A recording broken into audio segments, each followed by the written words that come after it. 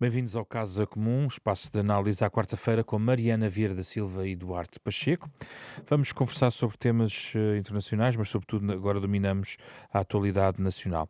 Mariana Vieira da Silva vem em uma greve geral, convocada pela CGTP.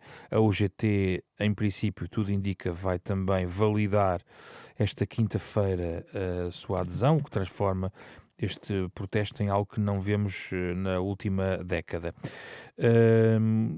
Na última vez que falámos aqui sobre este assunto, há cerca de um mês e meio, a Mariana sublinhava que uma forma de procurar o acordo da UGT não poderia ser aplicar ou propor 100 medidas na mesma direção. Hum, Porque é que acha que a UGT está a dar o passo correto face àquilo que está mesmo em cima da mesa, ou ainda é possível, na sua opinião, ou importante para o país, que haja um acordo que evite até a participação da UGT na greve? Bom, eu sou defensora da concertação social e da forma como se deve, até ao fim, tentar negociar e debater as questões. A questão é que nós não podemos olhar para este tema, e agora não vou sequer ao conteúdo das propostas, vou à forma, esquecendo que a Ministra do Trabalho sistematicamente tem dito que sem acordo aprova na mesma.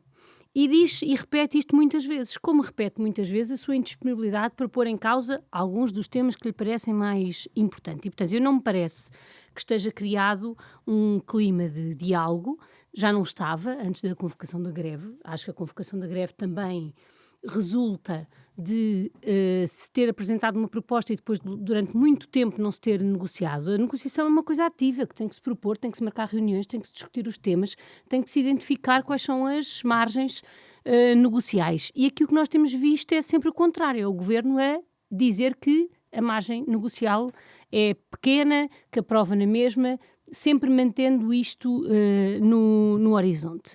E acho que a prova de que não está criado um ambiente negocial são as declarações do Primeiro-Ministro em reação à greve geral. Era o que faltava que os sindicatos não defendessem os trabalhadores, não se organizassem para defender os trabalhadores. É a sua função, tal como é absolutamente a sua função da CIP, da CCP e da Confederação de Turismo, defender os interesses dos seus associados. É isso mesmo a concertação social. E que lugar é que o Governo ocupa neste triângulo? O lugar de mediar estas discussões. E não me parece que o Governo esteja a fazer isso. E por isso compreendo o avanço para a greve, sendo certo que era sempre melhor negociar primeiro. Sendo que a Ministra disse, por acaso até numa entrevista aqui à Renascença, que admitia negociar o anteprojeto das alterações do Código de Trabalho com todos os partidos, incluindo o Chega, mas gostaria também de ouvir mais o PS, para depois, diz a Ministra Maria do Rosário Palma Ramalho, o PS não se queixar que a maioria ou o Governo foi negociar com outros partidos. Repare, o PS não precisa de se queixar que o Governo vai negociar com outros partidos. É isso que o Governo tem feito permanentemente, mesmo quando importa agendas de outros partidos. O Partido Socialista também nunca se demitiu de ir a nenhuma reunião. Eu tenho ouvido muito falar sobre negociações. Eu já estive em algumas reuniões com o Governo e não tenho visto grande espírito negocial, devo dizer. Tenho visto um espírito informativo, que é um género de reuniões que se podem fazer. E, portanto, quando sistematicamente nós reafirmamos que aprovaremos com ou sem a negociação sindical, e ela, confesso, primeiro, ela deve ser prioritária. Antes de tudo, deve ser feita a reunião em sede de concertação social. Já muitas propostas foram melhoradas em sede de concertação social, até em casos em que depois não foi assinado nenhum acordo. Mas o caminho para nos aproximarmos do acordo é sempre positivo. Aqui não se vê isso, e aí volto agora momentaneamente ao tema. Nós não nos podemos esquecer que há aqui medidas, como por exemplo a dos contratos a prazo, que são inversões de medidas que tinham sido aprovadas por todos, incluindo pelas confederações patronais. Ou seja, o Governo quer reverter algo que eu, em anos, nunca mais ouvi as confederações patronais pedirem, que é um prolongar dos contratos a prazo, e que tinha sido fruto de um acordo, porque há medidas que o Governo quer mudar que não tinham tido acordo, mas esta, por exemplo, e não é a única, tinha tido um acordo, tal como a questão do banco de horas não ser individual e ser negociado. E, portanto, a abordagem parece-me excessivamente preguiçosa para conseguir trazer os outros parceiros para o debate e para um acordo. Duarte, quando falámos aqui deste tema, o Duarte foi muito vincado nesta ideia de que conta é de facto a UGT, quando estamos a olhar para esta matéria. E a UGT está bem ao lado da CGTP, deste ponto de vista. Isto é um falhanço da gestão política da própria negociação por parte do Governo? Muito boa tarde. Reitero que a concertação social é importante para qualquer iniciativa que venha a chegar ao Parlamento em termos de legislação laboral ou de outras áreas que tenham impacto social no mundo das empresas e dos trabalhadores, e que todos os governos, e este também, deve fazer um esforço grande para que essa concertação ocorra. Isso não significa que haja desistência se o acordo não for alcançado. Não, o governo está eleito pelos portugueses, vamos dizer, o último e o próximo, eleito pelos portugueses para pôr em prática um programa. Ele está disposto a que esse programa não seja impositivo, mas seja conversado e tentar chegar a um acordo com os diversos parceiros. Mas se os diversos parceiros, nenhum deles tem um poder de veto. E se não chegar a acordo, dizerem que, olha, como não chegámos a acordo, temos que desistir. Não chegámos a acordo, vamos avançar com a nossa proposta, como está, porque é a vida. Agora, Mas a questão para da esse UGT, acordo, da UGT. não é a CGTP, reitero. Quer dizer, a CGTP, a única vez que esteve calminha, sem andar a querer fazer instabilidade social, foi quando apoiava o governo da Geringonça. Aí desapareceu. Era calminha, estavam a fazer-se mortos. É PCP, puro e duro. Não há nada, escusam tirar areia para os olhos. Estou a falar colocar da a questão independência da UGT. O UGT é outro caso. É completamente diferente. É completamente diferente. A UGT, tendo sindicalistas e que vêm de diferentes origens partidárias, mas sobretudo do PS e do PSD, já fechou acordos, quer com governos liderados pelo PS, quer com governos liderados pelo PSD, mostrando grande sentido de responsabilidade. Neste caso em concreto, eu penso que houve aqui uma precipitação. De quem? Da CGTP, da UGT.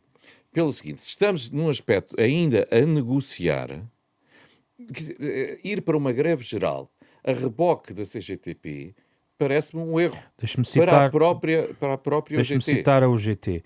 O projeto foi-nos entregue há 4 meses, enviámos um documento com propostas e contributos e não obtivemos qualquer resposta até hoje.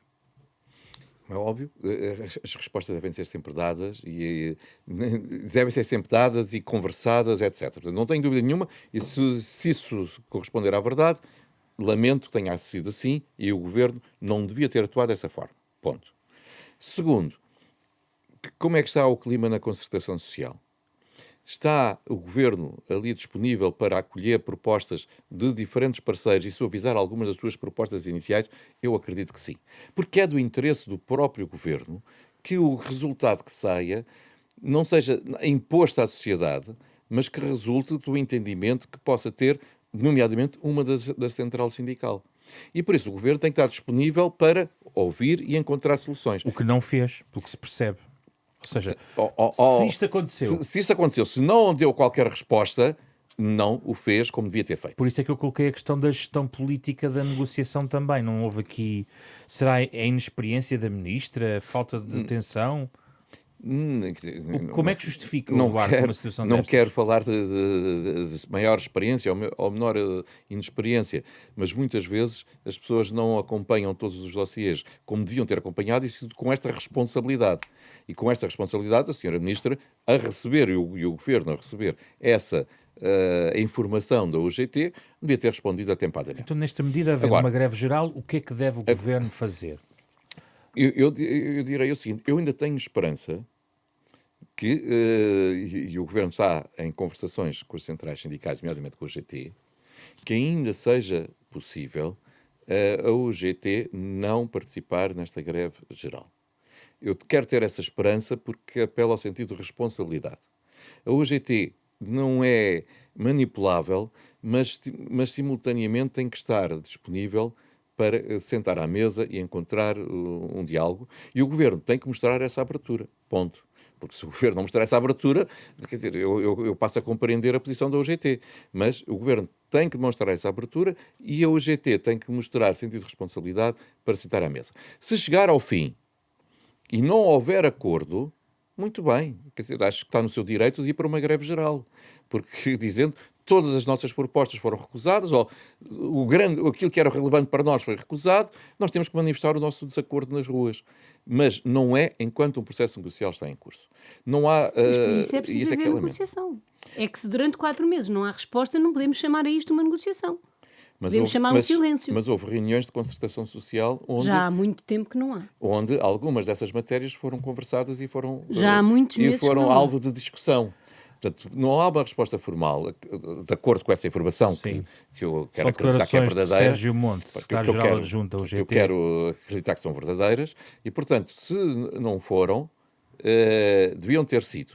Isso não significa que algumas dessas matérias não estejam a ser discutidas nas reuniões de concertação onde a UGT tem assento. Eduardo, só uma pergunta muito simples. Acha que, a bem desse diálogo, o Governo não se deve autolimitar no prazo para a aprovação deste pacote? Ou seja, deve estender para procurar esse consenso ou deve chegar um momento em que vai ter mesmo de decidir?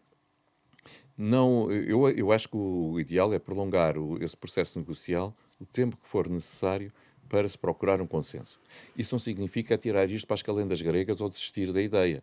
Significa que tem que dar um prazo razoável, que seja perceptível quer por todos os parceiros sociais, quer pela opinião pública que o Governo fez esse gesto, mas se depois, ao fim de mais um mês, 2 meses, 3 meses, 4 meses, não acontece nenhum acordo, paciência, temos que ir para a frente, temos que governar o país, foi para isso que fomos eleitos. Mariana, parece-me nas suas declarações também que há um fosso muito cavado entre aquilo que o Partido Socialista pensa e o Governo nesta matéria.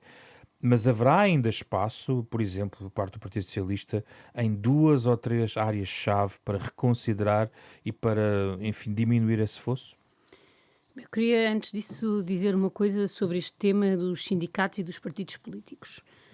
Quem faz política muitas vezes faz em sindicatos e em partidos, e isso é verdade para todos os partidos. Não há nenhum partido que não tenha nos seus militantes e até nos seus quadros dirigentes sindicalistas. E nós não podemos achar que uns têm mais direito a essa participação sindical do que outros.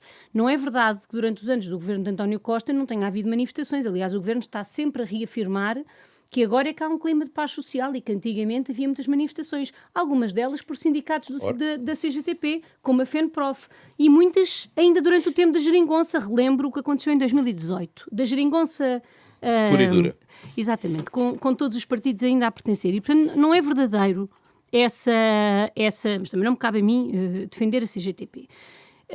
Eu queria destacar que, das vozes mais fortes a apelar ao governo à negociação, avisando para a greve geral, foram dos trabalhadores sociais-democratas, dos TSDs. E, portanto, esta ideia que eu vejo o Primeiro-Ministro e o líder parlamentar do PSD dizerem que não deixa de ser surpreendente que só haja greves gerais quando o governo é de direita, primeiro, não é verdadeiro. O que acontece é que durante 8 anos não houve nenhuma greve geral, o que é compreensível à luz de ter sido um período de devolução de direitos e de rendimentos depois da Troika. É compreensível que, enquanto se está a devolver direitos, não haja e salários, não haja um grande incentivo à greve geral.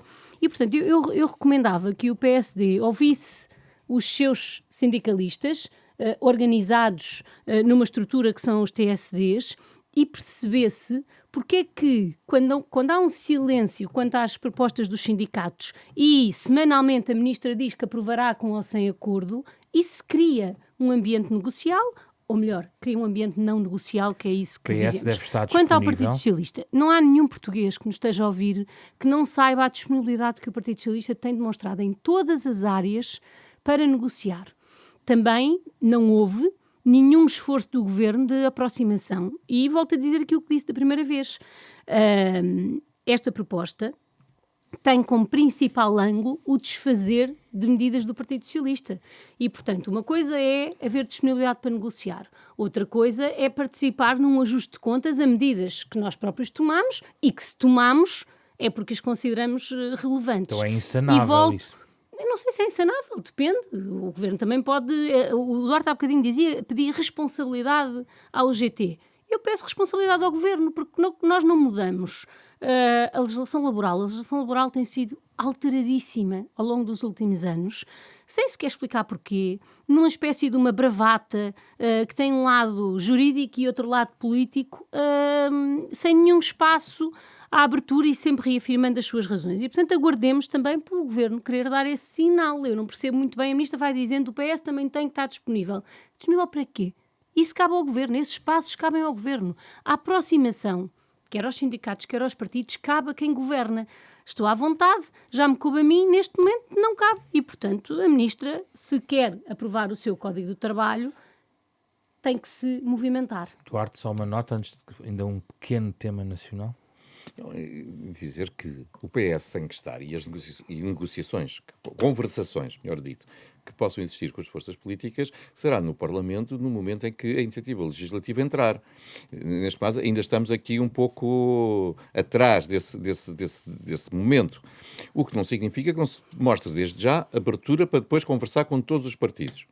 E isso significa, com especial atenção, repito que já dissemos aqui várias vezes, com o Partido Socialista. Não é este momento porque nem sequer se sabe qual é a proposta que vai chegar ao Parlamento. Vamos supor que há, de facto, uma negociação bem sucedida e que se consegue ter um acordo alargado envolvendo a própria UGT. Tenho a certeza que o Partido Socialista terá um tipo de reação.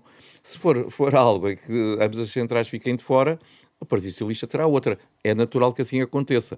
Portanto, não vamos estar já a exacerbar ou querer até esfriar relações, algo que só vai a ocorrer daqui a alguns meses quando entrar a iniciativa legislativa. Vamos entrar já estamos em pré-campanha e na campanha presidencial, vai começar os debates, os cartazes estão na rua, os debates vão começar entre os vários candidatos neste processo que nos vai levar às eleições de janeiro. Volto a este tema, vamos começar a elencá-lo aqui no programa de novo. Mariana Vieira da Silva, consoante as eleições e os momentos, os debates têm pesos diferentes. Neste caso em particular, com estes candidatos, pela profusão deles, mas também, por exemplo, o facto de Gouveia e Mel ser uma personalidade fora, digamos, do quadro partidário estabelecido, que expectativa tem em relação ao peso dos debates nesta campanha presidencial?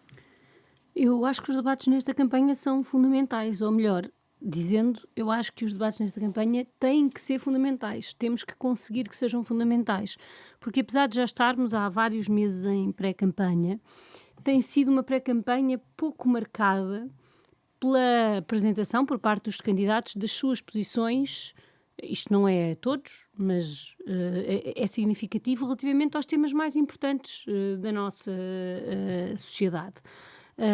E é muito importante que os debates sejam esse momento, porque a verdade é que nós temos, numas eleições que supostamente estão acima dos partidos e são além dos partidos, todos os partidos têm um candidato e ainda há um candidato que não é de nenhum dos partidos. E já não estou a falar dos pequenos candidatos que ainda não sabemos bem se terão ou não terão capacidade de recolher as assinaturas.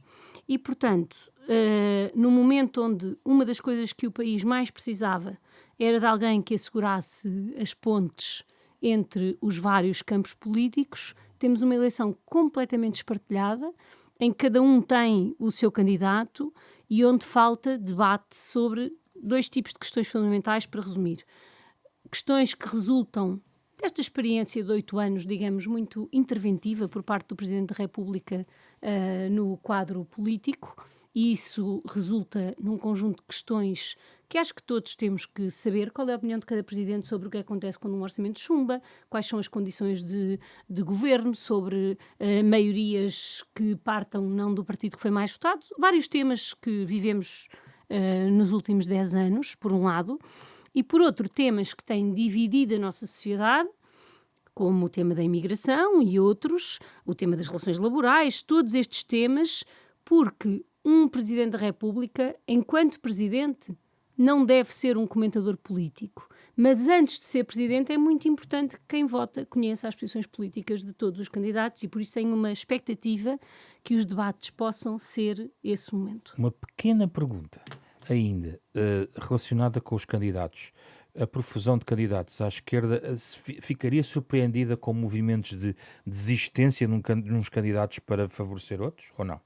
Não fico surpreendida, mas para isso acontecer, lá está, precisamos de uma clareza sobre as posições que não me parece tenha existido, tanto à esquerda como à direita. Nós vimos, a semana passada aqui, discutimos o tema das eleições nos Estados Unidos e a forma como a clareza no posicionamento político deu vantagem a quem ganhou. E nós aqui parecemos estar a viver um outro tempo, onde dizer formulações mais redondas e não nos comprometermos. E volto a dizer, isto é muito verdade para muitos candidatos, mesmo aqueles que estão há mais anos na Como é que política. isso mexe à esquerda? Qual é o. Porque eu, quer dizer, admito que seja mais difícil alguém desistir sem uma clareza sobre alguns temas fundamentais. Isto também é verdade à direita. Repare, nós temos um candidato da Iniciativa Liberal, um candidato do PSD, que não é de uma ala não liberal do PSD, é até de uma ala bastante liberal, e há um risco que eu gostava de que não corrêssemos, que é de ter como único candidato a ser claro nas suas posições políticas, aquele que, quanto a mim, tem posições políticas completamente inaceitáveis. Duarte Pacheco, expectativas para os debates, para já? Eu tenho expectativa e acho que os debates vão ser relevantes, nomeadamente quando aquilo que nos dizem as sondagens é que estamos com um empate técnico entre 4 candidatos e só 2 poderão passar à segunda volta. Portanto, aí a relevância dos debates. E acresce que esses debates serão importantes para aprofundarmos o nosso conhecimento sobre o pensamento político de um deles, de Gouveia e Melo, na perspectiva que, durante toda a sua vida, ao estar na carreira militar, não se podia pronunciar sobre N questões, isso é legítimo e é natural, mas por isso a curiosidade é maior e a exigência é maior. Mas ele já caiu nas sondagens antes de começar o processo de debates contínuos. Porque precisamente começou a intervir, e ao intervir e mostrar falta de consistência, porque diz uma coisa e o seu contrário de uma forma tão leviana, tem depois esse resultado, é que mesmo aquelas pessoas que inicialmente poderiam vê-lo como um referencial de estabilidade, começam a duvidar que ele tem essas características. Portanto, os debates vão ser relevantes. E acho muito interessante aquilo que a Mariana disse sobre a necessidade de todos eles de tomarem posição, os candidatos, sobre as mais diversas questões e de uma forma clara. E quais são os temas, como a Mariana elencou, da sua parte, quais são os temas? Só para dar esta indicação, eu acho que é este um dos sucessos de André Ventura. Que é precisamente ele dizer o que é que acha sobre as coisas. E muitos dos outros candidatos, porque querem ser politicamente corretos, dizem frases muito mais redondas, muito mais generalistas, e as pessoas depois não se reconhecem naquele tipo de afirmação. E, portanto, é bom que os outros utilizem essa arma, porque essa arma é uma arma de transparência e de clareza, e que devia ser preconizada por todos. Quais são os assuntos-chave, na sua perspectiva, que têm que ser respondidos pelos candidatos presidenciais? Um ou dois? Por um lado, a própria nomeação de governo. A nomeação de governo é, em primeira linha, definido pelos eleitores. Seja quando pode ser até o partido mais votado, ou pode ser o segundo partido, como aconteceu com o PS no tempo da geringonça. Mas foram os eleitores que decidiram. E o Presidente da República pode, sim senhor, a pedir garantias de estabilidade, para não termos um governo que só dure 2 meses, mas, para além disso, tem que lhe dar posse. Ora bem, temos aqui já candidatos a dizerem que, se ganhar um determinado partido, não lhe dão a posse a esse governo. Não acho aceitável. Mas é bom que todos sejam claros e que o digam de uma forma muito clara. A mesma coisa com a própria admissão do governo. Por exemplo, o Almirante Gouveia Melo chegou a afirmar que se ele, na sua leitura, as promessas eleitorais não tiverem a ser cumpridas, isso é razão para a demissão do governo. Ora, isso é loucura completa. Isso é loucura completa. É preciso que toda a gente diga, como dizia a Mariana, é preciso que fique claro que, se o orçamento não for aprovado, qual é a leitura que o Presidente faz dessa realidade e se vai provocar novas eleições ou não, como fez o professor Marcelo Rebelo de Sousa. Agora, já estávamos noutro padrão, então era da instabilidade completa, que é com um grau de subjetividade, o próprio Presidente da República dizer esta promessa foi cumprida e esta não foi, como não foi, eu demito o Governo. Não, não pode ser. Todos sabemos que é verdade que se fazem muitas promessas que depois têm, muitas delas, logo à partida de difícil concretização. Mas podem ser vistas O como contrário, metas. coisas que não se dizem que se vão fazer e depois se fazem. E também existe, muitas vezes, muitas vezes. Mas quer dizer, mas aquelas que são positivas e que se afirmam, muitas vezes podem ver-se como metas, como objetivos para o país. Quer dizer, eu quero ter um país com esta realidade. Vou conseguir fazê-lo? Não sei. Mas eu quero é o meu rumo, é para alcançar essa meta. E isso pode ser dito. Depois, a realidade é o que é. Quer dizer, vamos ver, o governo do PS, porque foi o último, vem com um determinado programa, cai uma pandemia em cima, como é óbvio, quer dizer, todo o foco da atenção política foi para resolver a situação de saúde e minimizar o estrago na economia. Então, isso é natural. Portanto, e ao ser natural, significa que houve outras coisas que eram prioridades pré-pandemia e que deixaram de ser. Será que o candidato Gouveia Melo demitia de imediato o primeiro-ministro dizendo você não está a fazer aquilo que cumpriu com os portugueses? Se levarmos à letra as suas palavras, sim. Isto não é aceitável. São dois exemplos, quer na posse, quer na demissão, porque é esse o grande poder do Presidente da República, para além da palavra, que era bom que todos ficassem claros sobre isso. Vamos ao tema internacional desta semana. Vamos falar sobre a COP30 que está em curso na Amazónia. É muito mais do que a questão ambiental, é também uma questão de relação entre o Norte e o Sul, em relação ao financiamento dos países mais vulneráveis, uma questão também de justiça climática. Muito isso tem sido afirmado nestes dias já de arranque da COP30. Mariana, deste ponto de vista, a Europa tem sido sempre, a força motriz de um pouco da questão do combate às alterações climáticas, mas há muitos que criticam também a Europa por fazê-lo, por oposição relacionada com a perda de competitividade em relação aos outros blocos económicos, Estados Unidos e China. Nesta hora da verdade em que nos encontramos na COP30, os dados da equação são mesmo estes. Vemos como os Estados Unidos, de facto, nem sequer estão presentes nesta COP30. Bom, eu acho que em todos estes temas ambientais é importante nós termos sempre presente que as coisas só acontecerão no sentido em que queremos se houver maiorias políticas que o aprovam. E muitas vezes, no início deste diálogo sobre as questões das alterações climáticas, parecia que nos esquecíamos disso, da ideia de que ou temos uma maioria dos cidadãos a quererem seguir aquele caminho ou aquele caminho não vai ser seguido.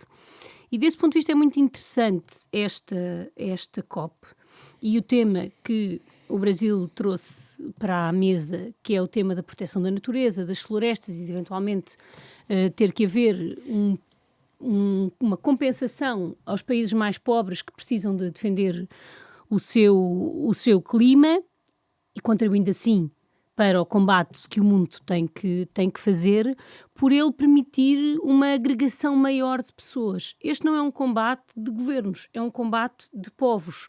E ou nós temos os povos connosco, ou se nos deixamos cair na ideia de que os que mais pagam pelo combate às alterações climáticas são os mais pobres, mesmo nas nossas sociedades, aqui nem sequer estou a falar de outros países, perdemos esse combate. Foi esse o gatilho e aquilo que Trump conseguiu, foi que aqueles que passam mais necessidades sentissem este combate como um combate que nem existe bem, imaginário, comandado pelo establishment. E não é isso que está a ganhar tração no mundo? É, e por isso me parece importante que, através de uma visão multipolar, se consigam encontrar outras agendas que não são só as da energia, que têm sempre esta leitura por parte de alguns, são outras agendas e a ideia de que nós abrangemos todos neste combate. Claro que uma COP sem Estados Unidos é uma COP que eu acho que se pode dizer que é condenada à partida, no sentido em que tudo o que mesmo nos Estados Unidos estava a fazer do ponto de vista energético ou já caiu ou vai cair rapidamente, mas também por isso precisamos diversificar a linguagem e os assuntos. Não ser só como é que eu vou ter que passar do gasóleo para outras energias com custos para algumas pessoas, mas ser como é que nós nos protegemos coletivamente. Vamos ver se, enfim, se as eleições intercalares nos Estados Unidos no próximo ano permitem interromper esta desvalorização que Trump tem feito. Duarte, há algumas matérias que estão já acordadas. O Lula da Silva fala da COP da implementação, porque há um conjunto de medidas que têm agora que ser transformadas em ação. Estou a falar, nomeadamente, do financiamento público e privado de 1,3 bilhões de dólares para, sobretudo para ações de adaptação aos efeitos das alterações climáticas, sobretudo para os países mais pobres. E António Costa, na sua intervenção inicial, perspectivando do ponto de vista da União Europeia, disse que a União Europeia, que já é o maior doador mundial de financiamento climático, poderá mobilizar mais recursos através da reforma do sistema financeiro internacional. Isto aqui já está a entrar noutra dimensão que também é relevante para esta matéria, que tem a ver com a forma como o Norte e o Sul, como dos mais ricos para os mais pobres, podem ajudar a fazer esta transformação. Mas valem mais os negacionistas, vale mais neste momento posições como a de Donald Trump no mundo. O clima está propício para estas alterações? De todo. Eu estou muito pessimista sobre os resultados da atual COP. Pelo contexto, eu posso dizer que eu participei nas últimas 10, 12 COPs, estive presente, e o clima era completamente diferente. Não estou lá hoje, mas por aquilo que vamos ouvindo.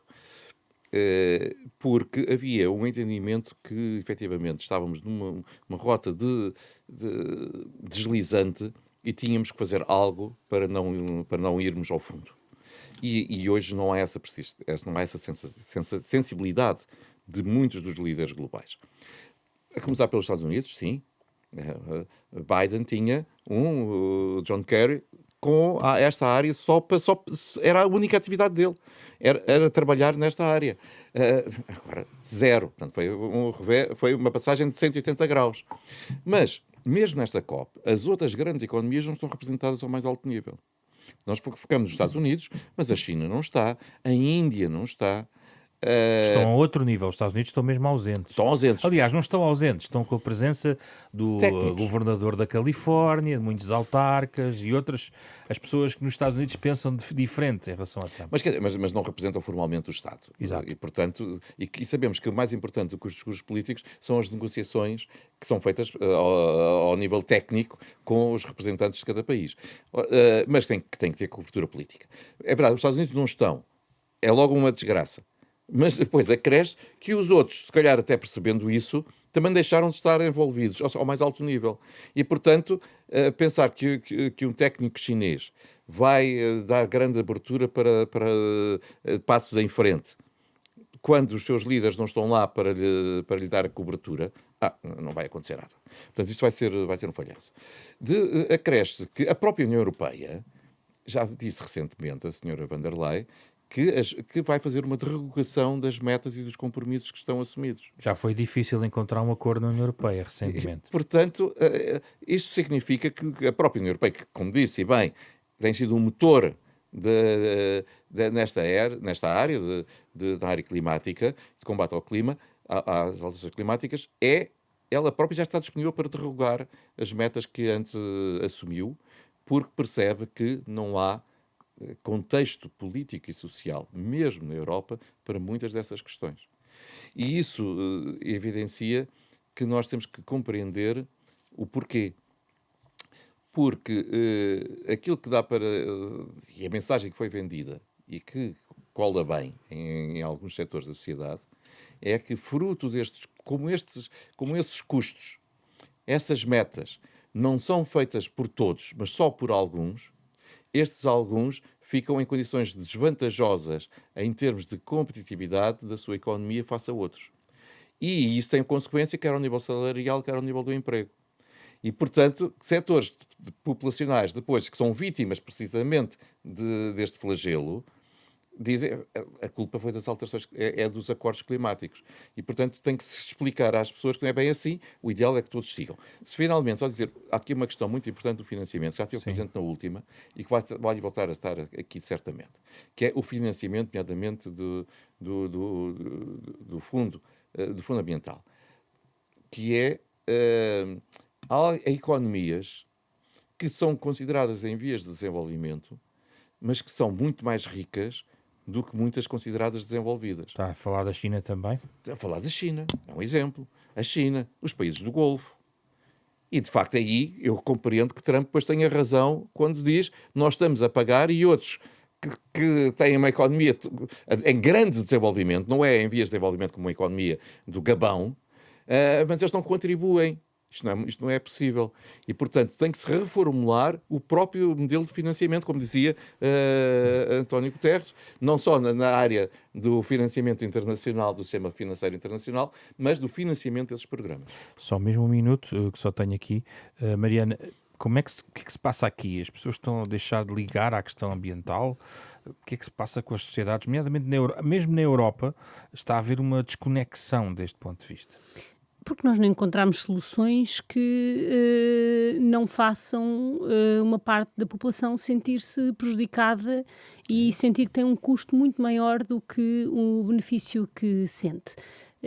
Isto da par de um crescimento de desinformação que é absolutamente avassalador e que também nos faz perder aqueles que eram os principais aliados neste combate, que eram as próximas gerações, mas que por viverem nesse mundo do algoritmo cada vez mais desinformado, também já nunca mais vimos uma manifestação de estudantes pelo clima. Eu queria só dizer uma coisa que é, eu também estou bastante pessimista, mas uma coisa que nós sabemos sobre o mundo que vivemos é que ele se tornou cada vez mais rápido. E também pode vir a ser mais rápido do que nós esperamos a substituição destes líderes que dizem que isto é tudo uma mentira por outros. E temos de estar preparados se isso acontecer, porque senão, se o trabalho não estiver feito, depois também não serve. Eduardo, temos que ir pelas mesmas armas, temos os interessados, são as redes sociais, os algoritmos que têm que ser combatidos nessa arena para que o clima volte a essa geração. É preciso, volto a dizer algo que já aqui disse, é preciso dar esperança e ter um discurso de esperança e que não tem sido evidente. É sempre um discurso de dificuldades. Mesmo de todos os dirigentes políticos, é só falar de dificuldades. Isso faz com que as pessoas fiquem completamente O discurso da deprimidas. catástrofe ambiental. De catástrofe. Não pode ser só por essa via, não é pelo medo. Aliás, porque muitas das pessoas depois dizem nesse tempo eu já cá não estou e deixam de ter solidariedade geracional. E, portanto, nesse tempo, quando isso acontecer, já cá não estou. E, portanto, não é por aí. Tem que se dizer que aquilo que nós estamos a fazer, não, as vantagens são superiores aos custos e conseguir demonstrar isso.